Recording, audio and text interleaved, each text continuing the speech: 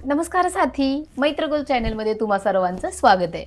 मागच्या वेळेला आपण सचिन सोबत गप्पा मारत होतो लैंगिकता शिक्षण याविषयी आणि आता परत आपल्यासोबत सचिन आहे आणि लैंगिकता शिक्षण याविषयी गप्पा मारल्यानंतर पुढचा प्रश्न जो कायम राहतो सचिन, म्हणजे माझ्या डोक्यात तो राहिलेला आहे की लैंगिकता म्हणजे काय? म्हणजे लैंगिकता शिक्षण दिलं म्हणजे लैंगिकता समजली असं आहे का, की लैंगिकता त्याच्या पलीकडे जाऊन वेगळं काही असं आहे? तर मित्रांनो, आपण लैंगिकता म्हणजे काय या सगळ्या विषयावरती आणि याला पडणारे अनेक पैलू या सगळ्यांविषयी आज आपण सचिन सोबत गप्पा मारणार आहोत. तर ही मुलाखत शेवटपर्यंत नक्की ऐका. सचिन, तुझे स्वागत आहे आणि आम्हाला खरंच लैंगिकता शिक्षण या मुद्द्यावर गप्पा मारल्यानंतर पुढे लैंगिकता म्हणजे काय? का लैंगिकता शिक्षण आणि लैंगिकता एकच आहे की काही वेगळं आहे? हे आम्हाला जाणून घ्यायचं आहे. हां ना, लैंगिकता खरं तर लैंगिकता शिक्षणाचाच एक भाग म्हणून लैंगिकता आपण सांगायला पाहिजे. ज्यावेळेस लैंगिकता शिक्षण आपण देतो त्यावेळेस समोरच्या जे कोणी विद्यार्थी, पालक, शिक्षक, जे कोणी समाजातील घटक असतील तर लैंगिकता वेगवेगळ्या सांगणं हा लैंगिकता शिक्षणाचाच एक भाग म्हणून आपण त्याच्याकडे बघायला पाहिजे. पण अनेकांना तो म्हणते तसं लैंगिकता शिक्षण देताना हा प्रश्न अनेकांच्या मनात असतोच की नेमकं लैंगिकता कशाला म्हणायचं किंवा नेमकं लैंगिकता म्हणजे काय? तर हे आपण सगळ्यात पहिलं क्लिअर केलं पाहिजे. आपण मागच्या व्हिडिओमध्ये सुद्धा सांगितलं की लैंगिकता हे फक्त लैंगिक संबंधाशी संबंधित नसून ते हा खूप व्यापक आयाम आहे. लैंगिकता म्हणजे खूप व्यापक त्याचा अर्थ आहे आणि आपल्या लैंगिक इच्छा, आपल्या लैंगिक अपेक्षा, लैंगिक वर्तन आणि सगळ्या लैंगिक भावना या सगळ्यांशी हा लैंगिकता हा घटक संबंधित असतो. आणि मला असं वाटतं की याची सुरुवात जेव्हा आपली स्वतःच्या पर्सनॅलिटीविषयीची एक चॉईस तयार होते. आपण स्वतःच्या पर्सनॅलिटीविषयी एक वेगळा विचार करायला लागतो किंवा आपण स्वतःसाठी कपडे वेगळे चूज करायला लागतो, आपण एक स्टाईल वेगवेगळी करायला लागतो. तो सुद्धा एक आपल्या लैंगिकतेचा कल आपला ज्या दिशेने आहे, बऱ्याचदा त्या दिशेने आपण आपली ती स्टाईल किंवा आपली ती चॉईस आपण करत असतो. तर त्याच्यामध्ये एकतर त्या चॉईस किंवा स्टाईल आपला लैंगिक कल दर्शवतात किंवा आपल्या लैंगिक कलनुसार आपण ते स्टाईल किंवा चॉईस करत असतो. हा एक दोघांचा एकमेकांशी परस्पर संबंध असतो, हे आपण लक्षात घ्यायला पाहिजे. आणि त्याच्या अगदी पुढच्या टप्प्यावर मग आपले मित्रमैत्रिणी निवडणं, आपण कोणासोबत जास्त वेळ घालवतोय किंवा कोणासोबत जास्त वेळ घालायला आपलं आवडतंय, मित्रांसोबत, मैत्रिणींसोबत, कोणकोणत्या मित्रमैत्रिणींसोबत, हा सुद्धा एक लैंगिकता आपला डिसाईड होण्याचा किंवा लैंगिकता आपला फिक्स होण्याचाच एक भाग असतो. आणि त्याच्या पुढच्या टप्प्यावर मग लैंगिक आकर्षण किंवा मनामध्ये येणारे ज्या लैंगिक भावना आहेत त्या कोणासंदर्भात आपल्या मनामध्ये येत आहेत, कोणासंदर्भात जास्त येत आहेत, कोणासंदर्भात कमी येत आहेत किंवा कोणासंदर्भात येतच नाही आहेत. हा एक आपला पुन्हा पुढचा लैंगिकता अगदी ठळकपणे आपल्या लक्षात येण्यासारखा तो भाग असतो. आणि त्याच्या पुढच्या टप्प्यावर मग लैंगिक संबंधाविषयीची इच्छा आणि त्याविषयीची प्रत्यक्ष कृती, हा सगळा मोठा टप्पा अगदी आपल्या पर्सनॅलिटी किंवा आपल्या चॉईसेस तयार होण्यापासून तर लैंगिक संबंधांच्या कृतीपर्यंत हा सगळा लैंगिकतेचा मला असं वाटतं एक मोठा तो आयाम आहे.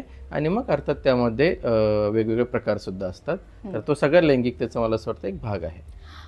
मग सचिन, तू आता म्हणाला की त्यात वेगवेगळे प्रकार असतात, तर मग काय असतात प्रकार? आणि आता तू जसं म्हणतो की लैंगिक भावना कोणाविषयी वाटतायत, तर हाही एक त्याचाच भाग आहे. मग समजा असं झालं तर की लैंगिक भावनाच नाहीत वाटत आहेत, कुणाविषयीच नाहीत, कसल्याच नाहीत वाटत आहेत, म्हणजे असं होतं का? आणि म्हणजे आता तू म्हणतो तसे लैंगिकतेचे प्रकार आणि या सगळ्या प्रकारात मी कुठेच नाही मोडत आहे, म्हणजे मला लैंगिकतेच्या कसल्याच भावना एखाद्याला वाटत नाहीत, तर असं होतं का किंवा काय आहे ते? येस. सगळ्यात पहिला आपण लैंगिकतेचे प्रकार बघूयात कोणकोणते असतात. तर वेगवेगळे लैंगिकतेचे प्रकार आहेत ज्याच्यामध्ये हेट्रोसेक्शुअल जो तर सगळ्यांना बऱ्यापैकी माहिती आहे की भिन्न लैंगिक व्यक्तींविषयी असणारं आकर्षण, ज्याच्यामध्ये स्त्रीला पुरुषाविषयी किंवा पुरुषाला स्त्रीविषयी आकर्षण वाटतं, ज्याला आपण हेट्रोसेक्शुअल भिन्न लिंगी आकर्षण असणाऱ्या व्यक्ती किंवा लैंगिकता असं आपण म्हणतो. त्यानंतर पुढे म्हणजे ॲक्च्युली लैंगिकतेमध्ये खूप मोठा अगदी त्याच्यामध्ये 60-70 प्रकार पडतील, एवढे सगळे प्रकार आहेत. आपण त्या सगळ्या अगदी छोट्या छोट्या प्रकारामध्ये किंवा सब टाईप्समध्ये आपण जाणार नाही. अगदी महत्त्वाचे घटक जर पाहिलं तर प्रामुख्याने त्याला जे म्हटलं जातं हेट्रोसेक्शुअल व्यतिरिक्त असणारा जो गट आहे त्याला बऱ्याचदा LGBTQA अशा पद्धतीने एक संबोधलं जातं. QA+ ॲक्च्युली म्हणता येईल त्याला, की त्याच्यामध्ये खूप वेगवेगळ्या प्रकारच्या सेक्शुअलिटी असतात. तर त्याच्यामध्ये LG जो आहे म्हणजे लेस्बियन आणि गे हा ॲक्च्युली होमोसेक्शुअल जो गट आहे त्याच्यामधून पकडला जातो. बऱ्याचदा सेक्शुअलिटीविषयी फक्त असंच असतं की एकतर हेट्रोसेक्शुअल आहे किंवा गे आहे किंवा लेस्बियन आहे एवढं म्हणजेच फक्त लैंगिकता असं माहिती असतं अनेकांना. पण त्या व्यतिरिक्त सुद्धा खूप असतं. त्यातला होमोसेक्शुअल हा एक गट आहे, ज्याच्यामध्ये ज्या एखाद्या स्त्रीला जर स्त्रीविषयी आकर्षण वाटत असेल तर तिला लेस्बियन असं म्हटलं जातं. आणि एखाद्या पुरुषाला जर पुरुषांविषयीच आकर्षण वाटत असेल फक्त तर त्याला गे असं म्हटलं जातं. त्याचबरोबर काही स्त्री किंवा पुरुष असे असू शकतात की ज्यांना स्त्री आणि पुरुष या दोघांविषयी आकर्षण असतं एकाच वेळी, तर त्यांना बायसेक्शुअल म्हणजे द्विलिंगी आकर्षण, उभयलिंगी आकर्षण असं आपण म्हणू शकतो. या व्यतिरिक्त सुद्धा काही गट असतात ज्याच्यामध्ये क्वीर हा एक गट आहे. तर क्वीरमध्ये असं आहे की अनेकदा असं होतं की मी कोणत्या नेमकी गटात मोडतोय, किंवा मी बायसेक्शुअलमध्ये आहे, होमोसेक्शुअलमध्ये आहे, की इतर कोणत्या सेक्शुअलिटीमध्ये आहे, याविषयीचं कन्फ्युजनच मला न ठेवता मला एक ब्रॉड फॉर्मॅटमध्ये क्वीर हे एक जे नाव दिलेलं आहे की ज्याच्यामध्ये मला कोणत्याही एका टप्प्यामध्ये मला माहीत नाही मी कोणत्या गटात आहे किंवा कन्फ्युजन आहे किंवा, तर त्यासाठी क्वीर हा एक ब्रॉड शब्द आपण वापरलेला आहे लैंगिकतेच्या गटामध्ये, आणि तो एक प्रकार क्वीर म्हणून गणला जातो. त्याचबरोबर असेक्शुअल, जसं तू उल्लेख केल्यानंतर की असं होऊ शकतं का की कुणाच्याच बाबतीत आकर्षण वाटत नाही, तर 100% असं होतं. कमी असतात अशा फिलिंग असणारे लोक, पण असे गट सुद्धा आहेत. आणि हे आपण मान्य केलं पाहिजे की कुणाच विषयी सेक्शुअल अट्रॅक्शन नसणाऱ्या व्यक्तीसुद्धा आपल्या समाजामध्ये असतात, ज्याला असेक्शुअल सेक्शुअलिटी असं म्हणतात. म्हणजे कोणाही व्यक्तीविषयी आकर्षण नसणारी अशी ती सेक्शुअलिटी असते. अर्थात त्यामध्ये सुद्धा काही प्रकार आहेत, जसं की असेक्शुअलिटीमध्ये अरोमॅन्टिक असेक्शुअलिटी आणि दुसरा आहे डेमिसेक्शुअल असेक्शुअलिटी. म्हणजे अरोमॅन्टिकमध्ये असं असतं की कोणत्याही प्रकारची रोमॅन्टिक भावनाच नसते, रोमॅन्टिक कनेक्टच नसतं कोणाशीच, ती अरोमॅन्टिक असेक्शुअलिटी झाली. आणि डेमिसेक्शुअलमध्ये असं असतं की जर इमोशनल कनेक्ट झाला तरच रोमॅन्टिक भावना तयार होतील, पण त्या रोमॅन्टिक भावनापुरतच असतं, त्याच्या पुढे लैंगिक संबंधाविषयीचं आकर्षण असेल किंवा इच्छा असेल असं नाही, पण किमान रोमॅन्टिकनेस असतो. म्हणजे अनेकदा असं होतं की असेक्शुअल गटाविषयी असा एक समज असतो की त्यांना रोमॅन्टिक भावना सुद्धा नसतात की काय. तर एक लक्षात घ्यावं लागतं की त्यातही 2 गट आहेत. काही गटांना रोमॅन्टिक भावना असतात, पण तिथे इमोशनल टच असला पाहिजे तर त्या रोमॅन्टिक भावना त्यांच्या मनामध्ये येतात. आणि एक गट असा असतो की त्यांना अजिबातच रोमॅन्टिक कनेक्ट नसतो. याचसोबत खरं तर क्वेश्चनिंग नावाचं सुद्धा एक सेक्शुअलिटी आहे. जसं मी म्हटलं की खूप प्रकारचे सेक्शुअलिटीचे टाईप्स आहेत, पण आपण सगळे पाहणार नाहीत. क्वेश्चनिंगमध्ये काय असतं की मी कन्फ्यूज आहे, मला अजून डिसाईड करता येत नाही की माझी सेक्शुअलिटी कोणती आहे. हे बऱ्याचदा आहे ना टीनेज गट जो असतो, किशोरवयीन मुलं मुली जे असतात त्या टप्प्यामध्ये ही म्हणजे हा गट बऱ्यापैकी आढळतो की तेव्हा नक्की माहीत नसतं की मी कोणत्या सेक्शुअलिटीमध्ये मोडतो किंवा मला नेमकी कशाविषयी आकर्षण वाटतंय किंवा नाही वाटतंय. तर अशा सेक्शुअलिटीला क्वेश्चनिंग सेक्शुअलिटी असं एक म्हटलं जातं. त्याचसोबत एक पॅन सेक्शुअल नावाची सुद्धा एक सेक्शुअलिटी आहे, ज्याच्यामध्ये कोणत्याही लिंगाविषयीचं आकर्षण नसतं. म्हणजे तू स्त्री आहे की पुरुष आहे याच्यावर माझं आकर्षण ठरत नाही, तर माझं लैंगिक आकर्षण ठरतं ते तुझ्या पर्सनॅलिटीवर, तुझं इंटेलेक्च्युअल आपल्यातला बॉन्ड किती आहे किंवा आपल्यातला इमोशनल बॉन्ड किती आहे यावरती ते अट्रॅक्शन ठरतं. मग तू मुलगा असो किंवा मुलगी असो किंवा मी मुलगा असो किंवा मुलगी असो, मला त्याने फरक पडत नाही. फक्त आपलं इंटेलेक्च्युअल किंवा आपलं इमोशनल बॉन्ड आहे का, किंवा मी तुझ्या समोरच्या पर्सनॅलिटीवर मी बऱ्याचदा अट्रॅक्ट होऊन ते लैंगिक आकर्षण तयार होतं, याला पॅनसेक्शुअल असं म्हणतात. तर मला असं खूप वेगवेगळ्या प्रकारच्या सेक्शुअलिटीचे लैंगिकतेचे प्रकार आपल्या आजूबाजूला आहेत. ट्रान्सजेंडर असा हा सुद्धा एक प्रकार आहे की ज्याच्यामध्ये बऱ्याचदा शरीर स्त्रीचं पण आत भावना मात्र पुरुषाचे असतात, किंवा तेच उलट की शरीर पुरुषाचं पण भावना मात्र स्त्रीच्या असतात, ज्यांना ट्रान्सजेंडर असं आपण म्हणतो. तर असे वेगवेगळ्या सेक्शुअलिटीचे प्रकार, लैंगिकतेचे प्रकार आपल्या आजूबाजूला आहेत. म्हणजे सचिन, आता तू इतकं सगळं प्रकार, म्हणजे अगदी हे पॅनसेक्शुअल वगैरे तर अगदीच नवीन आहे हे. म्हणजे ही सगळी एक अम्ब्रेला टर्म आहे असं आपण म्हणूयात की त्याच्यात बरेच प्रकार आहेत.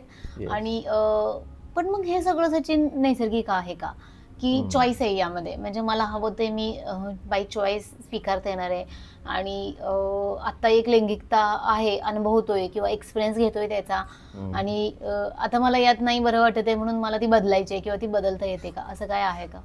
हा खूप छान प्रश्न आहे. अनेक आपल्या आजूबाजूला जो समाजात लोक दिसतात, म्हणजे बऱ्याचदा या वेगवेगळ्या लैंगिकतेमध्ये मोडणारे व्यक्ती असतील किंवा त्यांच्या आजूबाजूचे नातेवाईक, त्यांचे पॅरेंट्स किंवा त्यांच्या आजूबाजूचा समाज, या अनेक घटकांच्या यापैकी अनेक घटकांच्या मनात तू म्हणते ते प्रश्न असतात की, किंवा अनेकदा पालकांना सुद्धा असं वाटत असतं की आपला मुलगा किंवा मुलगी हे नाटक करते, किंवा तिला आपण ठरवून बदलू शकतो, तिला पण ठरवून किंवा त्याला पण ठरवून असं वागायला लावलं तर तो असा होईल, बदलेल, असंही बऱ्याचदा वाटत असतं. तर हे सगळ्यात पहिलं क्लिअरली लक्षात घ्यायला पाहिजे की लैंगिकता ही आपली चॉईस नसते, ही आपली निवड नसते, ही नैसर्गिक म्हणजे त्याच्यामध्ये खरं तर आपले हार्मोन्स जे आहेत आपल्या मेंदूमध्ये स्रवणारे, आपल्या आजूबाजूचा निसर्ग जो आहे, आपला समाज जो आहे आजूबाजूचा, आणि आपली जीन्ससुद्धा जे आहे, जेनेटिकलीसुद्धा काही घटक जे आपल्यापर्यंत आलेले आहेत, या सगळ्यांचा एकत्रित परिणाम म्हणून ती आपली लैंगिकता घडत असते. म्हणजे सचिन, आता तू जसं म्हणतो की हे अगदी नैसर्गिक आहे, म्हणजे याच्यात फार सोंग आणता येत नाही. म्हणजे मला हवं तेव्हा, मला पाहिजे तसं त्या पद्धतीने मी वागलोय असं आपण म्हणतो. याच्यात हे असं काही म्हणता येत नाहीये. मग हे इतकं नैसर्गिक आहे, तर या सगळ्यात हे सगळं स्वीकारताना समाज म्हणून किंवा आपण म्हणून काय भूमिका असायला हवी? म्हणजे मी आता हा विषय खरंच तर खूप गंभीर आहे आणि खूप संवेदनशील आहे. म्हणजे हे सगळं अजूनही स्वीकारलं जात नाही आणि बऱ्याचदा माझ्या आजूबाजूला किंवा माझ्या घरात किंवा माझ्या जवळच्या व्यक्तींमध्ये मला ह्या सगळ्या लैंगिकतेचे प्रकार दिसत असतील, तर मग काय करावं या सगळ्या बाबतीत बऱ्याच जणांना कळत नाही.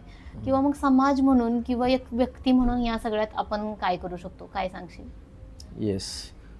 याच्यामध्ये तू सांगितलं तसं वेगवेगळे टप्पे आले की कुणी कुणी काय काय करावं या संदर्भातले वेगवेगळे टप्पे येतील. ज्याच्यामध्ये सगळ्यात पहिले ती व्यक्ती येईल की जिला अशा वेगवेगळ्या प्रकारच्या लैंगिकतांचा काही जी फील घेते किंवा जी त्या लैंगिकता स्वतः अनुभवते, त्या लैंगिक भावना ती अनुभवते, ती व्यक्ती. त्यानंतर मग तिचे पॅरेंट्स, तिच्या आजूबाजूचा समाज म्हणून आपण सगळे असे वेगवेगळ्या टप्प्यावरच्या भूमिका आपण याच्यात बघूयात. सगळ्यात पहिलं मला असं वाटतं की जी व्यक्ती या लैंगिकतेचा अनुभव घेते, वेगळ्या हेट्रोसेक्शुअल व्यतिरिक्त असणारा जो गट आहे, जेव्हा मला असं वाटतं की आपल्याला असं वाटतंय की मी हेट्रोसेक्शुअल नाही आहे आणि मी पुरुष असेल पण मला स्त्रियांविषयी आकर्षण वाटत नाही आहे, किंवा मी स्त्री असून मला पुरुषांविषयी आकर्षण वाटत नाही आहे, हे जेव्हा आपल्याला लक्षात येतं सुरुवातीला, त्यावेळेस अगदी लगेच मी लेस्बियन आहे किंवा मी गे आहे का, किंवा मी बायसेक्शुअल आहे किंवा मी असेक्शुअलच आहे का, असं कोणताही लगेच आपलं स्वतःवरती स्टॅम्प मारण्याची घाई कोणत्याही प्रकारची करू नये. कारण बऱ्याचदा काय असतं ना की लैंगिकता ठरण्याचे काही टप्पे पण असतात. म्हणजे कधी कधी ही लैंगिकता अगदी जन्मानुसार ठरते, कधी कधी लैंगिकता आपल्या वयात येतानाचे जे हार्मोनल चेंजेस आहेत त्यानुसार लैंगिकता ठरू शकते, आणि कधी कधी अनुभवातून पुढे पुढे हळूहळू जाताना आपले येणारे आजूबाजूचे अनुभव असेल, विचार, वर्तन असेल, या सगळ्यातून आपली लैंगिकता घडत जात असते. तर आपण नेमकी कोणत्या लैंगिकतेच्या गटात मोडतोय हे ठरवण्याची घाई न करता थोडा वेळ घेऊन, समजा मला पुरुषांविषयी, मी स्त्री आहे आणि मला पुरुषांविषयी आकर्षण वाटत नाही, माझ्या लक्षात आलं, तर म्हणजे मी लगेच लेस्बियन आहे असं म्हणायची गरज नाही. मग मी तपासायला पाहिजे की मला पुरुषांविषयी आकर्षण वाटत नाही, म्हणजे मला आकर्षण वाटावेत असे पुरुष आत्तापर्यंत माझ्या आजूबाजूला आलेले नाहीत, की मला कोणत्याच खरंच असे पुरुष येऊन गेलेत पण तरीही मला त्यांविषयी आकर्षण वाटत नाही. हा पहिला मुद्दा. दुसरा मुद्दा असा की पुरुषांविषयी वाटत नाही पण मग स्त्रियांविषयी तरी वाटतंय का? म्हणजे फक्त पुरुषांविषयी आकर्षण वाटत नाही म्हणून मी लेस्बियन असं होत नाही, किंवा तसंच पुरुषांच्या बाबतीत मला स्त्रियांविषयी आकर्षण वाटत नाही म्हणून मी गे असंही होत नाही. मला स्त्रियांविषयी आकर्षण वाटत नाही पण पुरुषांविषयी वाटतंय का, हा प्रश्न स्वतःला विचारला पाहिजे. कारण ते आपण बरेचदा चेक करून पाहिलेलं नसतं ना की स्त्रियांविषयी गटात नाही तर मी ह्या गटात आहे, हा असं लगेच इथं नाही तर मी इथं आहे असं नाही. कारण हे लैंगिकतेचे ना खूप मोठा, मी जसं म्हटलं ग्रे एरिया खूप मोठा आहे, की आपण म्हणजे हेट्रोसेक्शुअल नाही तर लगेच आपण होमोसेक्शुअल आहोत असं म्हणता येत नाही. त्याच्यामध्ये वेगवेगळ्या लैंगिकतेच्या आपण कदाचित मधल्या प्रवासात, मधल्या टप्प्यात कुठेतरी आपण असू शकतो. त्यामुळं एक सगळ्यात पहिलं त्या व्यक्तींनी लक्षात घ्यायला पाहिजे कोणत्याही प्रकारचा शिक्का ठसा लगेच न लावून घेता स्वतःला एक्सप्लोअर केलं पाहिजे. वेगवेगळ्या लैंगिकतेच्या व्यक्तींसोबत आपण राहिलं पाहिजे, त्यांना अनुभवलं पाहिजे, जिथे ते शक्य आहे तेवढं स्वतःला एक्सप्लोअर करून मग कोणत्याही एका लैंगिकतेचं आपल्यावरती आपण लेबल लावून घ्यायला पाहिजे किंवा घ्यायचं की नाही ते ठरवलं पाहिजे. हा पहिला मुद्दा. दुसरा मुद्दा की ज्यावेळेस पॅरेंट्स जे आहेत आपले आईवडील आहेत अशा मुलामुलींचे, त्यांच्या जेव्हा लक्षात येतं की आपला मुलगा किंवा मुलगी ही इतर मुलामुलींसारखी वागत नाही आहे, त्यावेळेस अनेकदा जनरली आपल्याकडे काय घडतं की पालकांकडून जबरदस्ती इतर मुलांसारखं आणि मुलींना इतर मुलींसारखं वागायला लावलं जातं, जबरदस्ती केली जाते.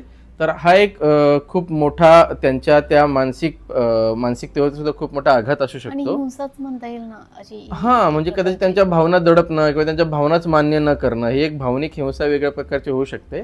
ते कशा पद्धतीने त्याच्यावरती किती व्हायलंट होतात त्याच्या, आणि बऱ्याचदा व्हायलंटच जास्त होताना आपल्या आजूबाजूला पालक दिसतात. ते सगळ्यात पहिलं पालकांनी लक्षात घेतलं पाहिजे की सगळ्यात जवळचे त्या मुलामुलींना कोण असतं, तर पालक असतात. आणि त्यामुळे सगळ्यात जास्त अपेक्षा ॲक्सेप्टन्स ही पालकांकडून असते. म्हणून पालकांनी सगळ्यात पहिलं आपल्या मुलामुलीला जवळ बसून त्याच्याशी संवाद साधला पाहिजे, तिच्याशी सगळं बोललं पाहिजे, तिला काय सध्या सगळं वाटतंय. आणि सगळ्यात पहिलं आपल्या मनातून हे काढलं पाहिजे की हेटेरोसेक्शुअल नसणं ही काही विकृती नाही, हा काही दुर्गुण नाही, किंवा ही काही खूप वाईट गोष्ट नाही आहे. तो एक कल आहे, तो एक नैसर्गिक कल आहे. आणि अशाही प्रकारचे लोक आपल्या आजूबाजूला समाजात राहतात. त्यांची संख्या कमी असेल, पण म्हणून जबरदस्ती आपण कुणालाही हेटेरोसेक्शुअल गटामध्ये आणू शकत नाही. हे एकदा आईवडिलांनी जर लक्षात घेतलं तर आपल्या मुलामुलीला जसं आहे तसं ॲक्सेप्ट करणं आणि मग त्याच्यासोबत राहणं, तिच्यासोबत राहणं, भक्कम विश्वास देणं, काही झालं तर आम्ही तुझ्यासोबत आहोत. आणि ह्या सगळ्या पुढच्या प्रवासात आपण मिळून हा सगळा टप्पा गाठू, आपण मिळून हा सगळा विचार करू, पुढचा प्रवास करू, असा आपण विश्वास पालकांनी दिला पाहिजे. सेम आजूबाजूच्या आपण जर आजूबाजूच्या समाजातील घटक असू, नातेवाईक असू, तर आपण आपल्या आजूबाजूच्या अशा लैंगिकतेच्या व्यक्तींसाठी सुरक्षित वातावरण आपण दिलं पाहिजे, विश्वासाचं वातावरण दिलं पाहिजे. की आपल्या आजूबाजूला समजा आपला एखादा मित्र किंवा मैत्रीण आपल्याशी जाणवते, तर त्यांची खिल्ली न उडवता किंवा त्यांची टर न उडवता, त्यांना त्याच्यावरून न चिडवता, त्यांना पण एक विश्वासाचं आणि खाजगी वातावरण म्हणजे आपण जे सुरक्षित वातावरण त्यांना जर प्रोव्हाइड करून दिलं आणि आपल्या इथे ते मन मोकळं करू शकतात, आपण त्यांना कोणत्याही प्रकारे जज करणार नाही, असं जर आपण एक खात्री त्यांना विश्वास देऊ शकलो, तर त्यांचा ते खूप मोठा भावनिक आधार असेल, तो खूप मोठा मानसिक आधार असेल. आणि त्यांना स्वतःची कदाचित पर्सनॅलिटी किंवा सेक्शुअलिटी ठरवताना सुद्धा त्याची पुढे जाऊन मदत होऊ शकते. त्यामुळे मला असं वाटतं समाज म्हणून सुद्धा समाजाने एक आता या सगळ्या घटकांकडे बघण्याची जी आधीपासूनची पारंपरिक पद्धत होती, त्याच्यामध्ये अनेक जण विकृती किंवा त्याला अनैसर्गिक वगैरे म्हटलं जात होतं, ते आता बऱ्यापैकी सिद्ध झालेलं आहे. सगळीकडे कळालेलं आहे सगळ्यांना की आता ते नैसर्गिकच आहे आणि त्याच्यामध्ये कोणती विकृती नाही आहे, तर ती प्रकृतीच आहे, ते नैसर्गिकच आहे. त्यामुळे मला असं वाटतं समाज म्हणून सगळ्यांनी त्यात ॲक्सेप्ट करावं. आणि आपल्या आजूबाजूला असे कोणी मुलं मुली घटक आपल्याला दिसत असतील तर त्यांच्याशी तेवढ्याच आदराने वागायला पाहिजे जेवढं आपण हेटेरोसेक्शुअल व्यक्तींशी आदराने वागतो. आपण हेटेरोसेक्शुअल असणं किंवा होमोसेक्शुअल असणं ही आपली चॉईस नाही, हे सगळ्यांनी लक्षात घेतलं पाहिजे. त्यामुळे हेटेरोसेक्शुअल म्हणून आपण स्वतः जेवढा रिस्पेक्ट एक्सपेक्ट करतो इतरांकडून, तेवढंच इतर लैंगिकतेच्या सगळ्या व्यक्तींसाठी सुद्धा आपण तेवढाच रिस्पेक्ट दिला पाहिजे. सगळ्यात पहिलं त्यांची लैंगिकता मान्य केली पाहिजे आणि मग त्यांच्या लैंगिकतेचा आपण आदरसुद्धा ठेवला पाहिजे आणि समान रिस्पेक्टने त्यांच्याशी वागलं पाहिजे असं मला वाटतं. समाज म्हणून, पालक म्हणून आपण जर असं एक वातावरण देऊ शकलो तर मला असं वाटतं की अशा वेगवेगळ्या लैंगिकतेच्या व्यक्तीसुद्धा इतक्या सहज आजूबाजूला व्यवस्थित त्यांचा काही मोकळा श्वास घेऊ शकतील आणि व्यवस्थित ते सुद्धा त्यांचं आयुष्य जगू शकतील असं मला खात्री वाटते. त्यामुळे आपली सगळ्यांची एक समाज म्हणून, आजूबाजूचे रिलेटिव्ज म्हणून किंवा पालक म्हणून सगळ्यांची जबाबदारी आहे या वेगवेगळ्या लैंगिकता समजून घेणं आणि ह्या सगळ्या वेगवेगळ्या लैंगिकतेच्या व्यक्तींना एक सुरक्षित वातावरण देणं, हे आपण सगळ्यांनी मिळून एकत्रित जबाबदारी म्हणून आपण बघायला पाहिजे असं मला वाटतं. खरंच सचिन, खूपच छान. म्हणजे इतकं संवेदनशील आसपासचा समाज असला तर सर्वांसाठीच एक सुरक्षित वातावरण आपण देऊ शकतो. आणि मला असं वाटतं की जितकं हा विषय लैंगिकता आणि लैंगिकतेचे इतर सगळे प्रकार जितकं आपण जास्त लोकांपर्यंत पोहोचवू, तितकं या सगळ्यांसाठी एक कम्फर्ट वातावरण तयार होईल आणि तितकेच मोकळेपणानं एकमेकांना स्वीकारायला मदत होईल. तो ह्या सगळ्याचा भाग आपण स्वतःपासून करायला हवा की मला व्यक्ती म्हणून किंवा माणूस म्हणून समोरच्याला स्वीकारताना त्याची लैंगिकता आड येता कामा नये. म्हणजे तो जशी व्यक्ती आहे, जसं आहे तसं त्याला स्वीकारूयात आणि माझं वागणं त्याच्या दुःखाचं कारण बनू नये. इतकं जरी आपण करू शकलो तरी हे खूपच छान होईल. सो आजच्या मुलाखतीत इतकंच. सो आपण लैंगिकता म्हणजे काय आणि लैंगिकतेची थोडक्यात ओळख या ठिकाणी करून घेतलेली आहे. पुढची मुलाखत तुम्हाला कुठल्या विषयावर घ्यायला किंवा काय गप्पा मारायला सचिनसोबत आवडतील हे नक्की कळवा. आपण पुन्हा भेटूयात पुढच्या आठवड्यात मैत्रकुल चॅनलमध्ये. म्हणजे आपण जसं म्हणतो, मैत्रकुल हे व्यासपीठच असे की जिथं जजमेंट नाही आहे आणि विथ फुल रिस्पेक्ट आहे तुमच्या सर्वांनाच. तर तुमच्या नव्या विषयाचा परत एकदा रिस्पेक्ट करून आपण पुन्हा भेटूयात. तोपर्यंत धन्यवाद. थँक्यू. बाय.